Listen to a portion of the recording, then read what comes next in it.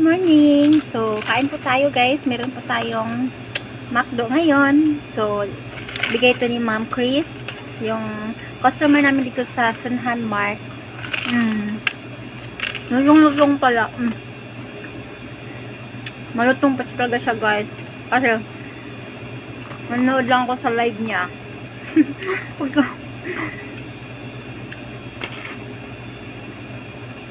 Tapos meron ng McDo pagdating sa labas. So, thank you so much, ma'am, no?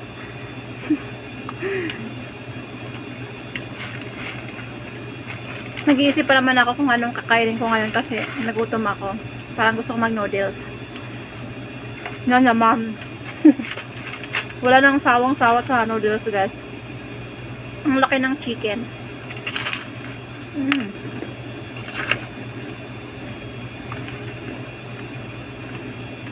Tapos, may kasamang price. Grabe ang bait niya. Binigyan tayo ng food. Tapos, meron din soft drinks, siyempre. Baka mabulunan tayo guys. Makasamang drinks. Diba? So, yummy. Ngayon lang ulit ako nakakain ng ng McDo.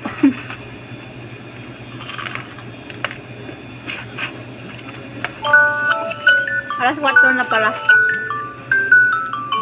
Walang tao. Ano ako sa trabaho. Walang tao. Kasi bagyo nga. Hindi nalabas yung mga tao. Walang mga call center. Kaya mag-isa lang ako. Pasok yung mga kasama ko kasi mataas yung baha nila sa daan. Hindi man sila binaha pero hindi sila daan sa mga sa mga highway kasi nga baha. Ngayon kaya mag-isa lang ako.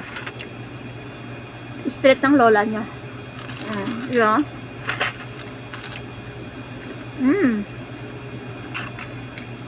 Napaka-crunchy niya.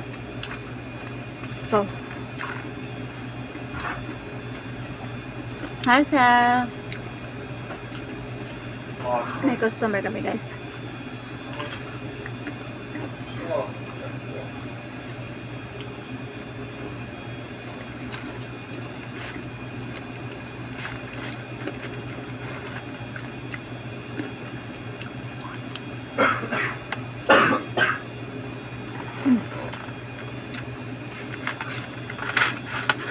Hindi na ako magpagsalita.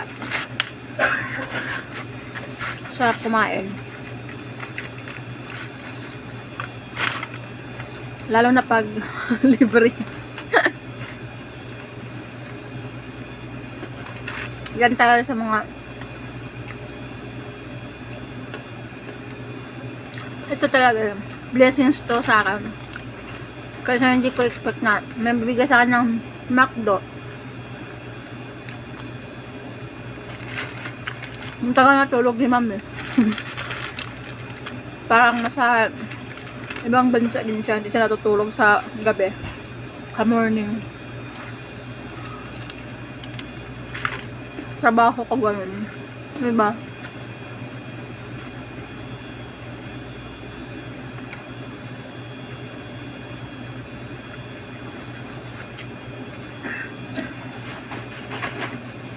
May customer. Korean.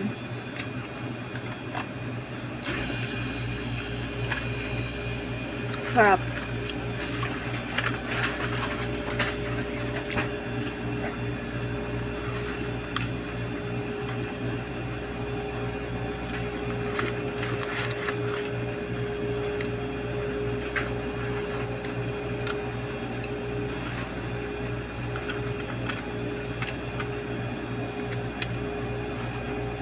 Sarap niya pag bagong luto, yung mga chicken na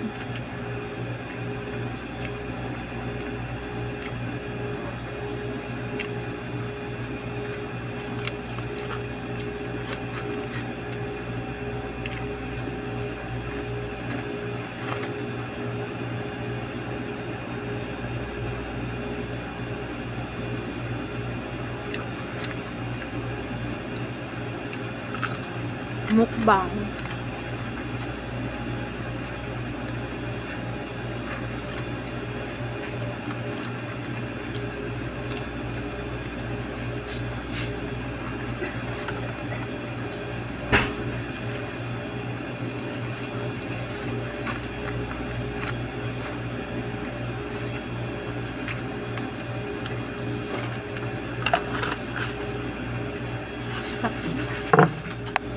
Ayaw nila ng sukli. So, bigyan tayo ng tip. Nabigyan tayo ng tip na 30 pesos. Diba? Malaking tulong din yun. Oh. Sino bang magbigay sa'yo ng 30 pesos, no? Hindi ka makakapulot sa daanan ng 20 pesos. Kaya masaya lang kami pa dito pag may mga babait na Koreano nagbibigay ng sukli. Barya-barya. May mga Koreano na ayaw nila ng barya.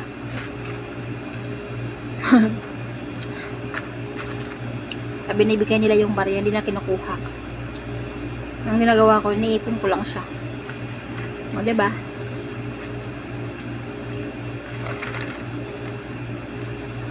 Hindi ko ginagastos yung mga barya-barya na binibigay nila, iniipon ko.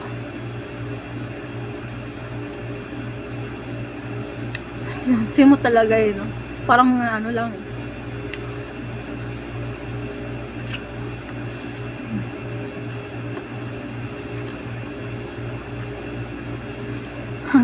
Ang pwede na kainin yung buto kinakain na Diba? Ketchup. Para sa para sa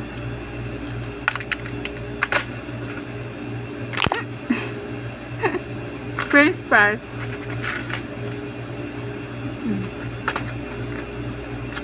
Na-download ko sa sa YouTube. Mahal natin. Pwede ng palaka, di ba? Pwede ng vlogger.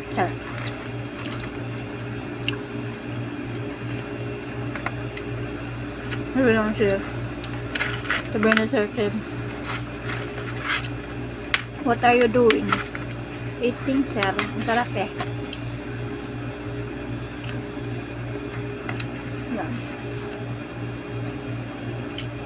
Sana hindi na umulan.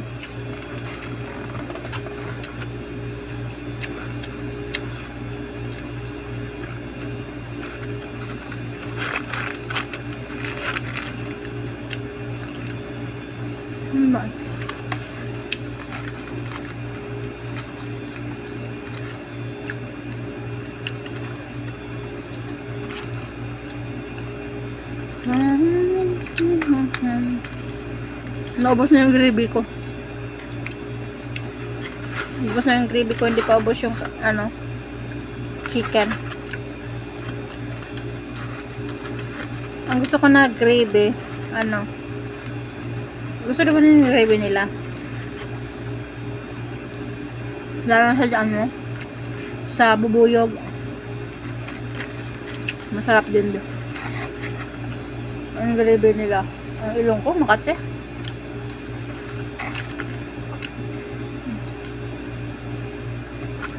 Kalimutan ko picturean, no? Ito lang. Ayun mo yan. Alam. Picture na lang. Diba? Picture natin. Kalimutan natin mag-picture. Ayan. Tapos kaya na natin ito mamaya. Diba?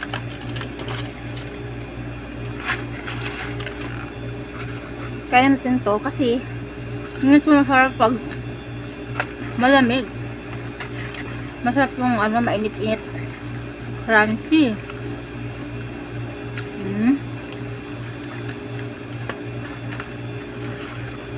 Tagal-tagal na rin pala akong hindi nakakain ng McDo, no? Yung nagtitipid ka talaga Hmm?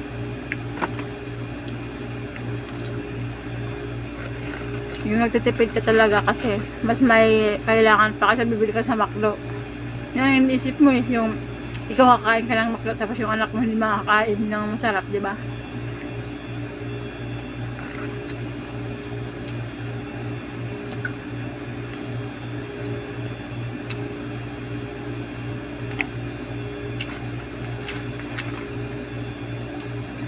Yung mga mayayaman, bili ng gusto nila.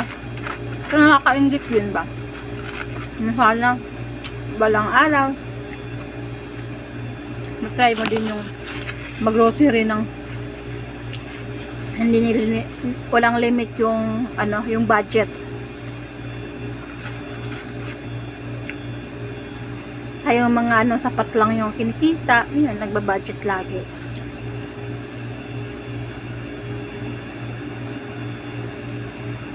Dapat yung magwagas ng pera. Diba?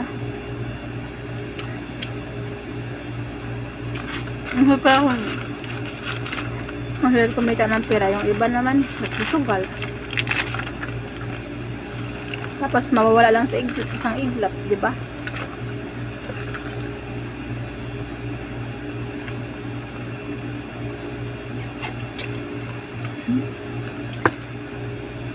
Ayan.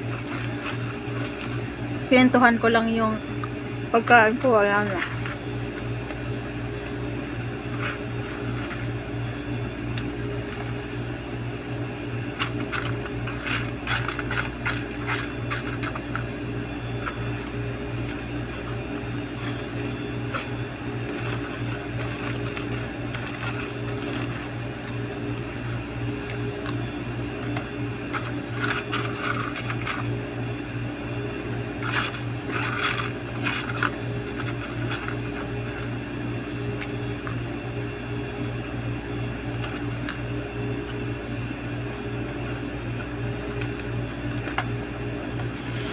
Yun lang ka. Bus na. Thank you so much, Ma'am Chris.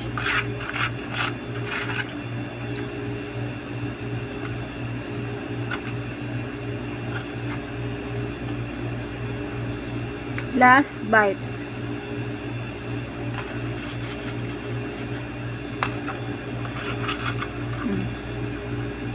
Diba? Simot. Walang sayang. Simot talaga.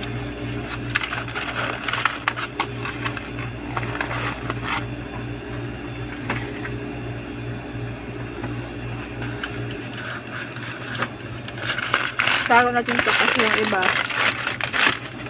bawal yung butane sa kondo. Tago natin.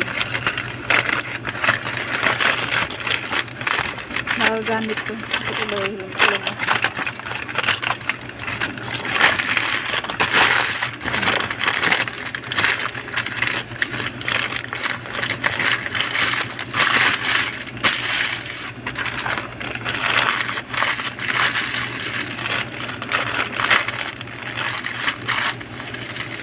natin sa gilid. Yan lang guys. Thank you, Lord.